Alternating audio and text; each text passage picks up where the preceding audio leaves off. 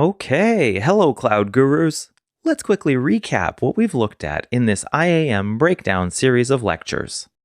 A permission allows you to perform a certain action, service.resource.verb. A role is a collection of permissions to use or manage the GCP resources. The primitive roles are the owner, editor, and viewer, but predefined roles give you more granular access to specific resources. And custom roles will let you define your own granular permissions if the predefined roles aren't just right for you. A member is some Google account identity that's tied to an email address, and a policy will bind members to roles for some scope of resources in the resource hierarchy, answering the question, who can do what to which thing?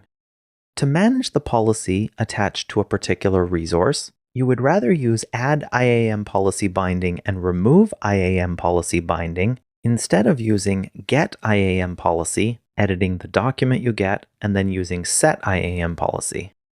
So this is a really important topic. You need to understand this well, both for real-world use and for your exam.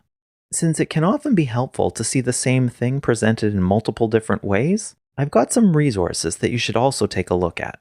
Google's IAM overview documentation could be really helpful and is worth reading, and their frequently asked questions page will answer a lot of questions that you either had or didn't even know that you had. Google has also published a document called Using IAM Securely, and this has a lot of good best practices. It gives several examples of concrete ways to follow the principle of least privilege and lots of other do's and don'ts related to security in GCP. Well, alright, if you have any questions, please do let me know. And don't forget to go to the course forum and read other people's questions too. Like I've mentioned, this is a really important topic, so you want to take advantage of the resources available to you.